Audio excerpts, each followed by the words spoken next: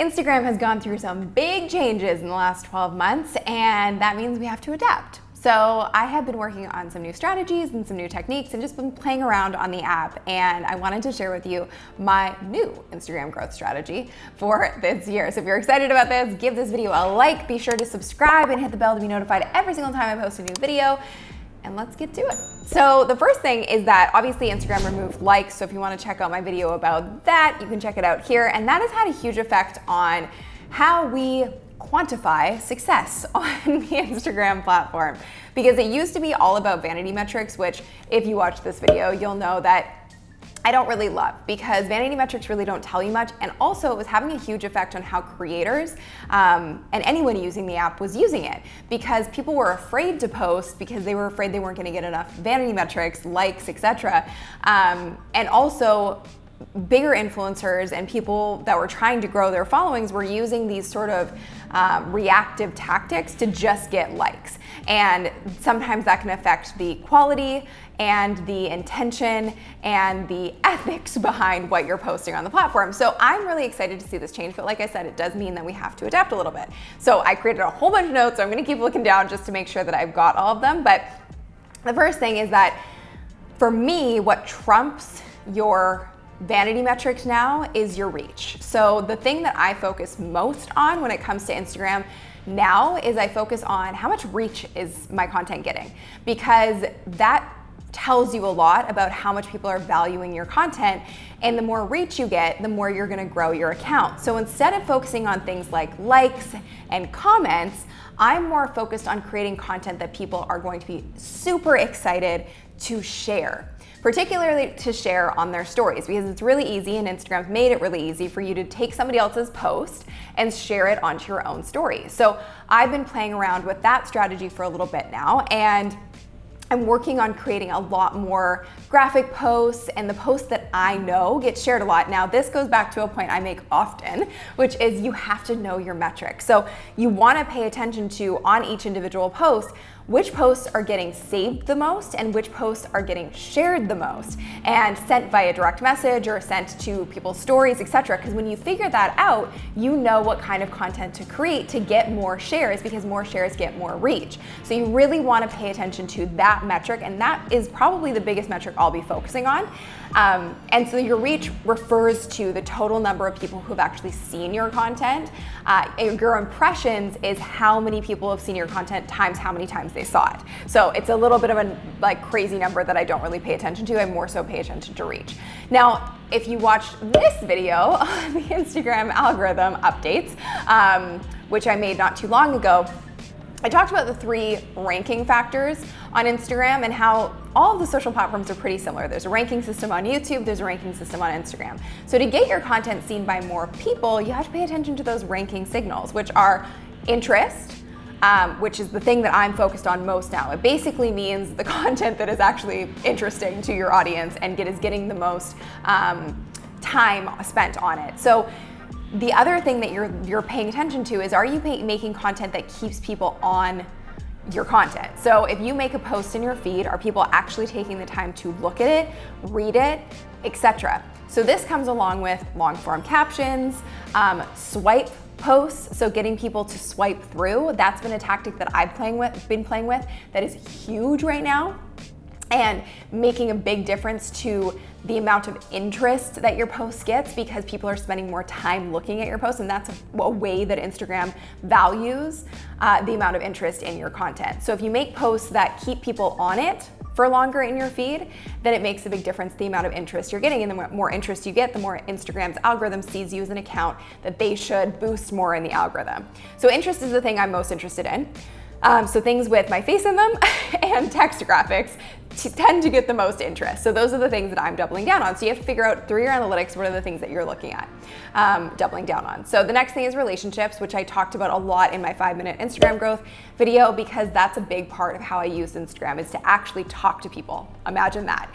So I love using my DMs. I love talking to people in the comments, because I know the more relationships I build, the more authority I have inside of the Instagram algorithm as well. And then the next thing is timeliness, because let's face it, feed posts just don't get the kind of love that they used to. And so I am very intentional with my feed posts. I've talked about a lot that I don't post often in my feed, but when I do, I'm very, very intentional with it. And I want it to be something that's going to get reach. And so I put a lot into it, and I made this video on how I post to Instagram to kind of break down my whole process that goes behind the feed post. So being really intentional with your feed post and also understanding the times of day when your audience is most active and most likely to see your content, because the feed on Instagram is based on timeliness. So the most recent posts are the posts that get seen. So you want to post at a time when your audience is actually active on the platform, so it pops up at the top of their feed so you get more engagement, etc. So those are the things you really need to be paying attention to, and that kind of sets the stage here. But I'm more focused than ever on making content that makes people stop, stare, and read. That's really what I want to be creating. Whether that is a text graphic with a minimal caption, but at least it makes people stare at the content and read it and share it, or it's a picture of me with a long caption that makes people read the actual caption, again, spend more time there, or it's a swipe post and a combination of all those things where I have more than one image in the feed post and people have to swipe through to get the whole story. Because again, that creates more interest in my content, which creates more authority in the algorithm. So, the thing that I wanted to touch on when it comes to these quotes and these image graphics and all that stuff is that I'm trying to focus on creating those graphics that are generic, I guess, which sounds maybe a little bit weird, but I want to create graphics that anyone would be happy to share in their feed, because you have to take that into consideration, because if you have a certain aesthetic that is your brand, it makes it less shareable for other people sometimes. So I like just sticking with black and white, because I know for me, if I'm going to share something, generally it's a black and white quote. And I like to keep it sort of neutral in the branding, because I'm not apt to share a quote or a graphic or something on my feed or on my story that's like turquoise, blue, and yellow. I'm just not. So I find that black and white's the easiest and becomes the most shareable thing. So that's really what I'm playing around with, and we're creating a whole bunch of them behind the scenes for my Instagram account. And the final thing is, I have found that IGTV is extremely shareable content, and it is the searchable content on Instagram to a certain extent.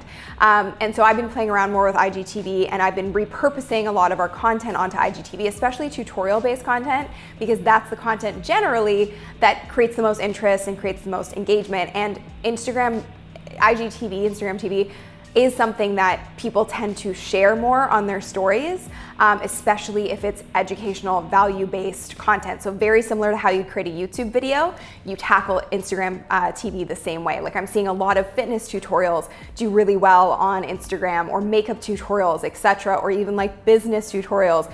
Those things are shareable because they're valuable content. So IGTV is something else we're playing with. I'm not making specific content really for IGTV, but we're using a lot of our content from YouTube and from other platforms to repurpose onto that platform. So the next thing is understanding the different layers of Instagram. And this is something I've done a lot of thinking about, but really there's like 3 layers to Instagram. There's going deep with people in your stories, and that's your ephemeral content.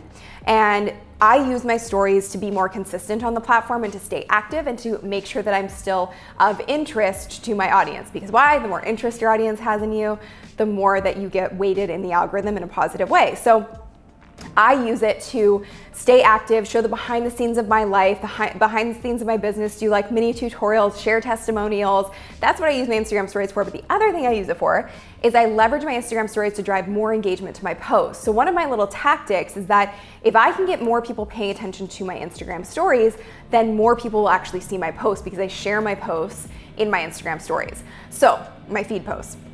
So one thing that I've been doing, which I really just love doing, is I give away a Starbucks gift card randomly. Oh, you know what that means? Every time I get another 1,000 subscribers on Instagram, as a little thank you, the coffee, the tea, whatever you want at Starbucks is on me, on my Instagram stories. And my audience now knows this, and so a lot of them have turned on their post notifications for my stories and for my Instagram feed posts. So that means more eyeballs when my content goes up. So doing random giveaways, random contests on your stories drives a lot more eyeballs, and making sure you're asking your audience to turn on their notifications so that you get more eyeballs on your content when it goes live. So that's been one of the tactics that's worked really, really well for me.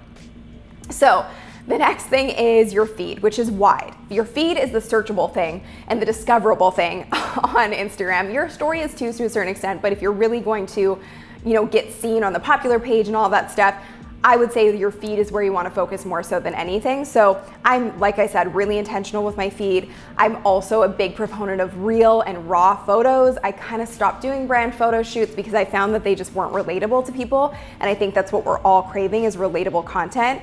And keeping people on my content longer, as I mentioned earlier. So swipe posts, long form captions, graphic posts, etc., to make people really stop, stare, and read. That's my big thing for this new growth strategy. And recency and timeliness. So capitalizing on things as they're happening in the moment to be sharing about, and knowing when my audience is active so that I can post when they're actually going to see it in their feed and it's not going to get pushed to the bottom. So the app that I use for that, which I know some of you don't like, but it's worked really well for me. I've never had an issue, and it's called When to Post, but you can also go into your Instagram analytics and you can see when your audience is most active, and that's going to tell you when to post. So you don't need to use that app. You can use just Instagram analytics as well. And then hashtags. So I've talked about my hashtag strategy before. The tool that I use, that I talk about all the time because I love it so much, is called flick.tech. It has been the easiest way for me to figure out how to pick the right hashtags for Instagram. Now, I pick hashtags for two reasons. One, to make my content more discoverable and searchable when I post it in my feed. And two, to actually do outreach to people to join my community. So if you watch this video on my 5-minute growth strategy, you'll see how I use hashtags to build my audience by doing outreach. But in the terms of getting my content found in the feed, I do something with some sort of mixture of hashtags, really. And it used to be that it was like, 5 that were between 0 and 50,000, etc. searches per month. But now I use Flick, and it just shows me low competition, medium competition, and high competition. So basically I do 5 low, 5 medium, and 5 high competition hashtags. And it's really easy to figure out once you get in there. And then I do really, really hyper relevant hashtags, even if they're not showing up in the low, medium, or high. I do 5 of those, and then I do 5 mega popular hashtags related to that post. That's my little strategy. I don't put hashtags on every single post because sometimes they don't fit when I do long form captions, but I try to use them as much as possible because it does make a bit of a difference. And the last layer of Instagram that I really love and thrive off of and has been so beneficial to building real relationships with people is the DMs. So I use my DMs on a daily basis. Shockingly, my DMs are generally pretty clean. Like, I clean up my inbox pretty regularly. And I'm almost always at inbox 0 because I like responding to people as quickly as possible. I don't know how long that'll last, but it's just a thing that I do. So you want to go deep with people in your DMs. So you have your story, which is where you can go kind of behind the scenes. You can get a little deeper, a little more nitty-gritty into your day-to-day life and your business. And then you have your feed, which goes wide, and then you have your DMs that goes deep. So that's where people who follow you, you send them a DM, a video, and say, hey, how's it going? So happy you're here. Tell me more about you and what you do. Building actual relationships. And that might sound like work. Sorry, but work is work, and work pays off. So you kind of have to do the work in order for your relationships and your following to grow. And I still do this every single day, and it's been a big factor to why people like following me on Instagram. So really, really important to understand that DMs are not something to be forgotten about. And while you're using your stories, you can do things like polls or asking questions, and that will get people into your DMs to talk to them more on a deeper level and really connect with them. Because that deeper connection is the thing that ultimately grows anything. It's not about those vanity, wide-reaching numbers, because you could have 1 million followers, but if they don't care about you or what you do, then you're gonna have really low engagement on everything you do, and you're gonna get crushed in the algorithm. So I would rather have 100 highly engaged followers than have 1 million people who don't care about any of my content. So the big thing here is that this doesn't have to take all of your time. And I made this video, which I've referenced a couple times, on my 5-minute rule for Instagram, because I don't spend a lot of time on the platform. It can be a scroll hole, and it can be dangerous for me to just kind of go through all the content. So I made this video to break down how I spend 5 minutes a day on Instagram to grow my account. So make sure you check that out next. And because reach is so important, the things that you really want to focus on too is your profile visits and seeing in your Instagram analytics, like how many people are visiting your profile on a weekly basis, and that should be a metric that goes up every week if you're doing all of this stuff right. And that's a metric to really care about as well. So your bio should tell people who you are, what you do, and how they're gonna benefit from following you. They should know exactly who you are within 6 seconds when they land on your bio. So take a look at your bio and see how maybe you could tweak it to be more followable. That's a word I just made up. So your reach and your profile visits are really, really important. Is there anything else I wanted to touch on? You want the right people to follow you. That's the other thing too, is you don't want a profile that appeases everyone. You want a profile that is attractive, I guess, to a very specific type of person, because if you're going for that broad audience, again, it's gonna be people who don't really know why they're following you, and therefore you're not gonna get as engaged of a following as you should. So you want the right people following you. So it should be really obvious what type of person should follow you on Instagram based on your bio. So that's also something to think about is you want those deep relationships, you want the right people following you so that you get more engagement, you get more interest, you get all those ranking signals, and you get your content showing up way more in the algorithm on Instagram. So double down on what works, pay attention to your metrics on Instagram just as much as you pay attention to them on YouTube or anywhere else, because they matter and they're going to be the things that actually grow your account. So pay close attention. So if you like this video, I've got lots more about Instagram. Make sure you check out this playlist and this video. And if you like this, hit the like button, subscribe for more, and I'll see you in the next video. Bye.